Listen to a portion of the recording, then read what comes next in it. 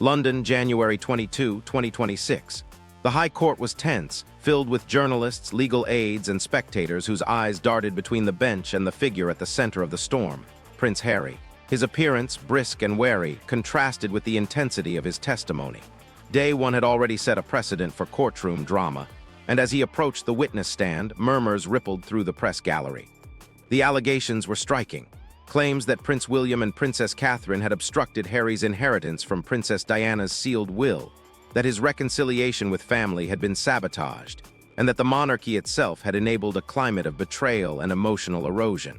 The courtroom, a traditional chamber of law and decorum, now felt like an arena of public spectacle. Before we begin today's royal update, I want to take a quick moment. Many of you watch these videos but haven't subscribed yet, and you don't want to miss the latest developments and fascinating stories from the world of royalty. Subscribing is completely free and keeps you up to date as everything unfolds. And while you're here, let us know where are you watching from. Share it in the comments. It's wonderful to see viewers joining us from around the world. Behind the scenes, Buckingham Palace had been forced into a rare and deliberate statement. The monarchy, the statement read, would not participate in disputes rooted in personal grievance. No defense would be issued, no commentary would be made. Instead, the family emphasized its principles: duty, dignity, and the separation of public service from private vendetta. King Charles III and Princess Anne had authorized the release, underlining the message that the crown's role is constitutional and not emotional, a shield against the weaponization of family in public forums. The statement, formal yet pointed, drew a line in the sand. Grievances of personal origin would not dictate the narrative of the monarchy. Princess Anne's involvement was decisive. Known for her discipline and unwavering loyalty to protocol, she convened a private briefing for senior aides at St. James's Palace. Her message was clear and unambiguous. The crown serves the nation, not individual emotion. Those who step away from their duties do so by their own will, not by royal design, she stated, the weight of her words carrying across the palace corridors. Anne's tone, sharp yet measured, rejected any insinuation that the Princess of Wales had interfered in matters of inheritance or legacy without evidence. This was not merely a defense of family members. It was an assertion of institutional integrity. The monarchy cannot, and will not, be manipulated by theatrical displays of grievance. Inside the courtroom, Harry's testimony escalated. He painted a picture of betrayal, describing withheld communications, denied assistance, and a familial coldness that he claimed undermined both his legal position and personal well-being. His legal team leaned heavily on emotional testimony, framing these grievances as symptomatic of larger institutional failures. The defense, however, methodically dismantled the narrative.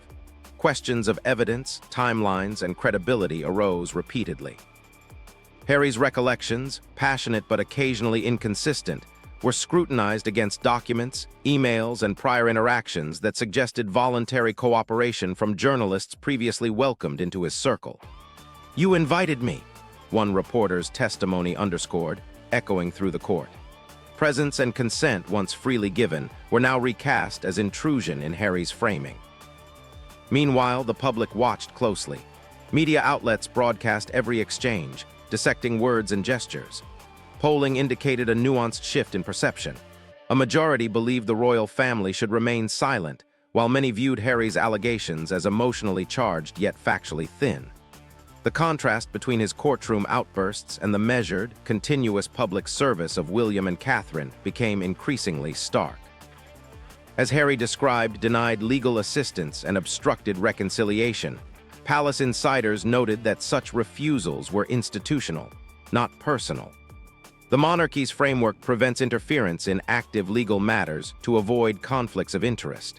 The courtroom interpretation of that silence, however, would become central to the unfolding drama. At the center of it all, Meghan Markle was absent. Her early involvement in the lawsuit, via audits and preparatory strategy, had given way to complete withdrawal. No testimony, no statements, no media appearances. Her absence was increasingly interpreted as symbolic, leaving Harry isolated and magnifying the public perception of fragmentation between the once unified couple. Analysts debated whether her disengagement was a legal strategy or personal boundary setting. In either case, Harry's narrative now stood largely unsupported by his former co-strategist. As the first week of testimony drew to a close, Buckingham Palace maintained strategic silence. Anne's doctrine of duty over sentiment guided internal communications, ensuring that every statement, public or private, reinforced restraint over defense.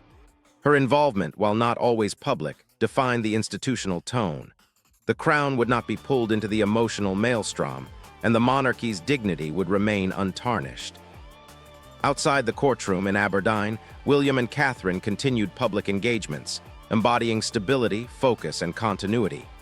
Inside, the courtroom lights burned on a narrative of confrontation, grievance, and personal reckoning.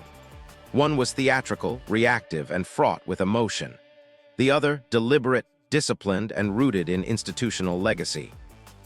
While the courtroom remained the visible stage of conflict, the true response to Harry's allegations was unfolding far from public view. Inside the controlled quiet of royal offices, where strategy is measured not in emotion, but in decades. Princess Anne, long regarded as the monarchy's most disciplined operator, began coordinating what aides described as a stability protocol, an internal review designed to ensure that institutional processes could not be misrepresented in court or media narratives. Her involvement was not theatrical. It was administrative, deliberate, and relentless. Senior legal advisors were instructed to compile timelines of correspondence, clarifying exactly when support had been offered, when boundaries had been explained, and when Harry had chosen independent representation. The goal was not retaliation. It was documentation. Every claim made publicly required a factual counterweight privately, should constitutional clarification ever become necessary. Anne's view was simple. History must record accuracy, even if the palace declined to argue it in headlines. Inside Buckingham Palace, the atmosphere was calm but unmistakably alert. Staff understood that while the monarchy would not engage in public dispute, it could not allow confusion to erode confidence in its neutrality. Courtiers reviewed archival material, ensuring that distinctions between personal family relationships and constitutional responsibility were clearly preserved. The monarchy, after all, operates within legal boundaries that prevent interference in private litigation. What Harry framed as abandonment was, in institutional terms, adherence to constitutional distance. Meanwhile, media coverage intensified. Commentators filled hours of programming analyzing Harry's testimony, often contrasting its emotional language with the palace's refusal to respond. Some networks portrayed the silence as calculated strength, others as strategic indifference. Yet among historians and constitutional experts, a more nuanced interpretation gained traction. The Crown's power, they noted, lies precisely in its refusal to descend into personal argument. Engagement would transform a private lawsuit into a constitutional spectacle, something the institution has historically avoided at all costs. Harry, however, appeared increasingly frustrated by that very silence. In court filings, his team suggested that the absence of direct rebuttal implied unwillingness to confront uncomfortable truths. But legal observers pointed out that silence is not concession. It is often strategy. Without an official palace voice to contest, the courtroom remained the only venue where arguments could be tested, a setting governed by evidence rather than sentiment. Behind the scenes, Anne's coordination extended beyond legal review. She quietly ensured that public engagements by working royals continued without alteration. Visits, charitable initiatives, and ceremonial duties proceeded precisely as scheduled, reinforcing a message of continuity. There would be no visible disruption. The monarchy would demonstrate stability through action, not explanation. Each appearance, each handshake, each community visit functioned as a reminder that the institution serves a national role far larger than familial discord. For William and Catherine, this meant maintaining composure under relentless scrutiny. Advisors emphasized consistency, no deviation in tone, no acknowledgement of courtroom developments, no gestures that might be interpreted as response. Their focus remained on service, allowing contrast to form naturally between their visible responsibilities and Harry's legal confrontation. The effect, though subtle, shaped public perception. One narrative centered on grievance, the other on continuity. As the second week approached, legal analysts began noting weaknesses in Harry's evidentiary framework. Assertions rooted in personal recollection faced increasing demands for corroboration. The distinction between emotional truth and legal proof grew sharper with each proceeding. Courtrooms require substantiation, not symbolism, and that standard would ultimately determine the case's trajectory. Yet the broader drama was no longer confined to legal arguments alone. It had evolved into a test of narratives, an individual seeking acknowledgement of personal injury versus an institution determined to remain structurally impartial. Princess Anne's steady oversight ensured that the monarchy would not be drawn into reactive behavior. Every measured decision reinforced the same principle she had articulated at the outset. The crown does not defend itself through argument. It endures through continuity. As observers speculated about outcomes, one reality became increasingly clear. The legal battle might produce a verdict, but the larger contest concerned perception, legacy, and the enduring tension between personal grievance and public duty. And in that contest, both sides were now fully committed to paths that could not easily converge again. As the trial progressed, the courtroom became less a site of legal proceedings than a theater of personal confrontation. Prince Harry, increasingly pressured by the weight of testimony and cross-examination, appeared visibly agitated. His statements, once carefully prepared, began to shift toward raw emotion, revealing layers of frustration, disappointment, and estrangement that extended far beyond legal grievances. Every pause, every hesitation was interpreted by both press and public as a signal of vulnerability. In contrast, the palace, under Princess Anne's watchful coordination, maintained deliberate calm. Behind closed doors, Anne reinforced the doctrine she had been shaping since the earliest days of the litigation. The monarchy cannot and will not be manipulated by emotional theater. The escalation was compounded when Harry's legal team introduced internal communications as evidence, portraying them as proof of obstruction and betrayal by senior family members. These documents, largely consisting of scheduling notes, private emails, and public engagement records, were reframed to suggest active interference. For observers outside the courtroom, it seemed as if personal grief had been transformed into a narrative of institutional culpability. Anne, however, instructed palace aides to focus not on rebuttal, but on meticulous internal review, ensuring that the monarchy's conduct remained unimpeachable and publicly untainted. As Harry pressed his allegations, he singled out Catherine, claiming she had personally hindered his efforts to reconcile with William and had obstructed access to family assets and legacies. The Princess of Wales, however, remained absent from any direct commentary, embodying the principle that silence can serve as both shield and statement. Public perception began to shift. While early coverage emphasized the sensational aspects of Harry's testimony, analysts noted the growing contrast between his emotional exposure and the visible composure of working royals in their duties. The emotional tension intensified when cross-examination highlighted inconsistencies in Harry's recollections. Specific claims regarding timelines and family interactions were challenged by contemporaneous records and third-party testimony. Witnesses corroborated the monarchy's operational boundaries, emphasizing that no member had acted to impede legal processes or inheritance claims. The courtroom dynamic now pivoted. Harry's narrative of personal betrayal collided with the hard framework of institutional documentation. His growing frustration became apparent in moments of abrupt gestures, clipped responses, and rare lapses of composure. Meanwhile, Anne's coordination extended to mitigating collateral damage. Public communications, carefully vetted, were timed to reinforce the Crown's separation from the litigation. Media aides released updates emphasizing ongoing charitable initiatives, ceremonial appearances, and public engagements.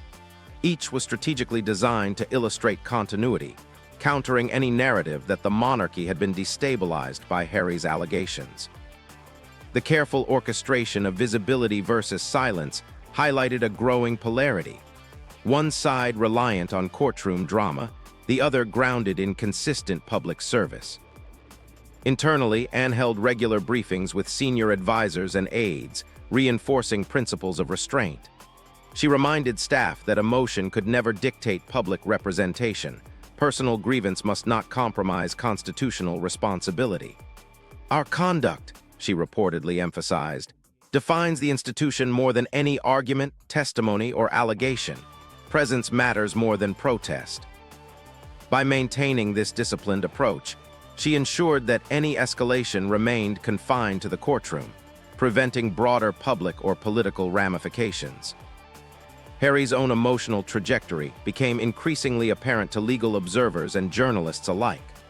Colleagues noted that he frequently sought reassurance, revisited prior statements, and exhibited signs of isolation within the court environment.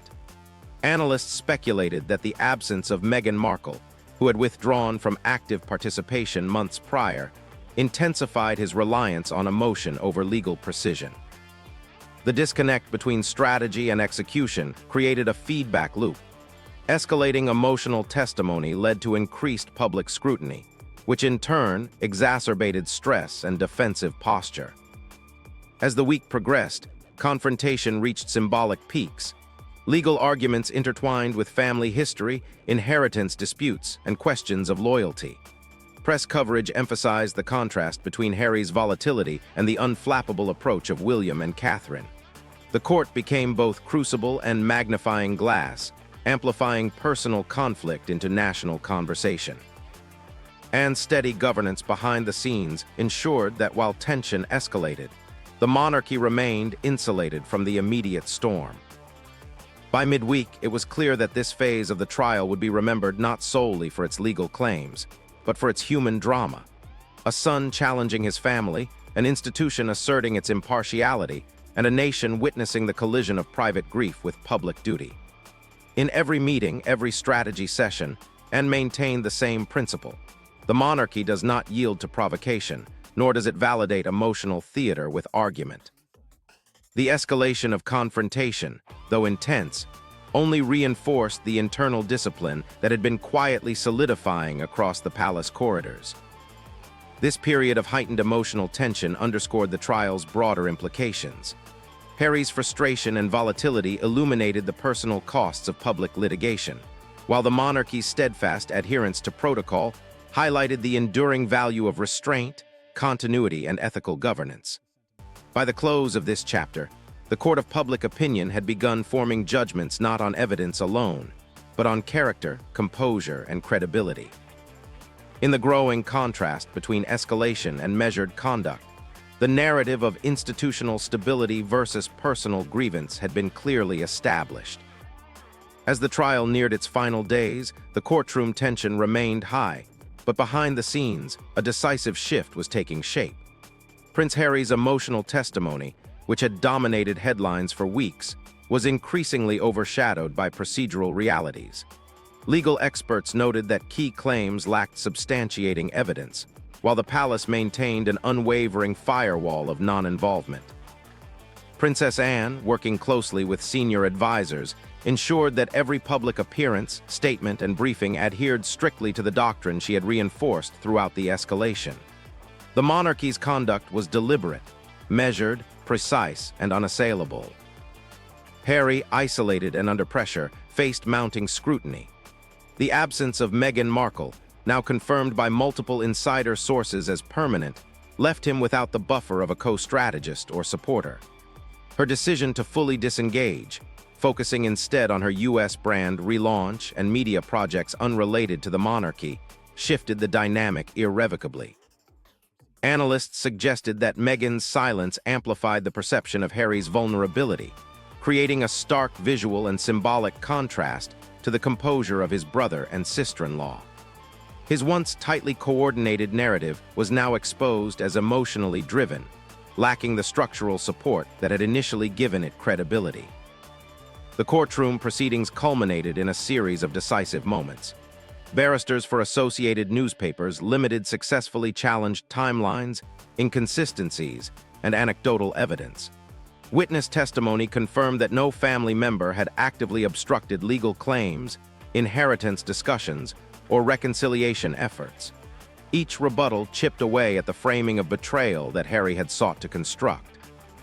Cross-examination, combined with documented records of public engagements, correspondence, and prior voluntary disclosures, highlighted the gap between personal grievance and institutional accountability. Meanwhile, the palace's public presence continued to contrast sharply with the courtroom spectacle. Prince William and Princess Catherine maintained their schedules of charitable visits, youth initiatives, and health program launches, all meticulously documented and widely covered by the media. Every public appearance served as a demonstration of stability, duty, and continuity. Catherine's ongoing leadership in early childhood education, mental health advocacy, and trauma recovery initiatives reinforced a narrative of constructive engagement, while William's focus on national service and public resilience highlighted the monarchy's prioritization of function over emotion. Princess Anne's role remained central. Privately, she had guided every aspect of the palace response, from internal briefings to strategic messaging. She reinforced the principles that had carried the family through the crisis: service before sentiment, silence as strength, and legacy as earned through conduct, not demanded by emotion. Anne ensured that no counter-narrative would emerge from within, preventing Harry's claims from gaining institutional legitimacy. Staff and aides reported that her presence and judgment had become the defining stabilizing force, providing clarity and purpose amid weeks of public and legal turbulence. As the court prepared to deliver its final judgment, the public perception had crystallized. Polls indicated that the monarchy's favorability had risen sharply: Catherine at 79%, William at 77%, Anne's quiet authority widely acknowledged, and King Charles III seen as steady at 58%. Conversely, Harry's approval ratings had plummeted to 26%, with Meghan at 18% due to her absence and disengagement. Media commentary reflected this imbalance. The narrative had shifted decisively from scandal to contrast: Harry's personal grievance versus the monarchy's enduring principles. The final courtroom developments brought symbolic closure. Harry's legal team, acknowledging the mounting challenges, filed amendments reducing claims and abandoning certain angles entirely. Legal commentators interpreted this as tacit recognition of the futility of framing personal resentment as actionable defamation. Though technically still the plaintiff, Harry now appeared to be contending against the weight of his own contradictions, a courtroom reality mirrored by the court of public opinion. Analysts suggested that even a partial judgment in his favor would have minimal impact on institutional credibility or public trust. By the conclusion of the trial, the monarchy had emerged not just unscathed, but strengthened in perception. The contrast between reactive grievance and measured duty underscored enduring principles. Leadership is demonstrated through presence, credibility, and ethical consistency, not through litigation or emotional spectacle. Anne's doctrine, though informal, became the guiding framework. Personal disputes must not intrude upon institutional integrity, and silence, discipline, and service are forms of authority in themselves. The lasting consequences were clear. Harry remained legally isolated, emotionally exposed, and publicly scrutinized. Meghan's withdrawal redefined the dynamics of partnership and influence. The monarchy, conversely, reinforced its cohesion, stability, and public legitimacy. The trial, while headline-making, became a case study in the enduring power of institutional restraint, the perils of emotional amplification, and the strategic use of silence in leadership. In private, aides noted that the lessons learned would influence royal conduct for years to come.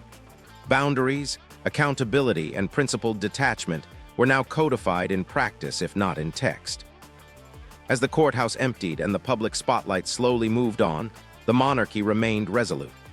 Anne's authority, Catherine's visible composure, and William's dedication collectively demonstrated that legacy is cultivated not through confrontation, but through consistent action, discretion, and service. Harry's lawsuit, while dramatic, had inadvertently clarified the institution's strength. The monarchy had not only endured, but emerged with its moral and operational foundations reaffirmed.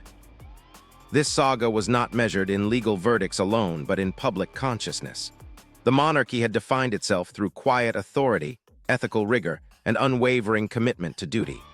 Emotional appeals and personal grievances, however potent in the courtroom, could not shift the enduring narrative of continuity and leadership. The public witnessed a family committed to its responsibilities, guided by principle and unshaken by drama. And in that disciplined presence, the future of the monarchy was unmistakably clear. Grounded, resilient, and resolutely united.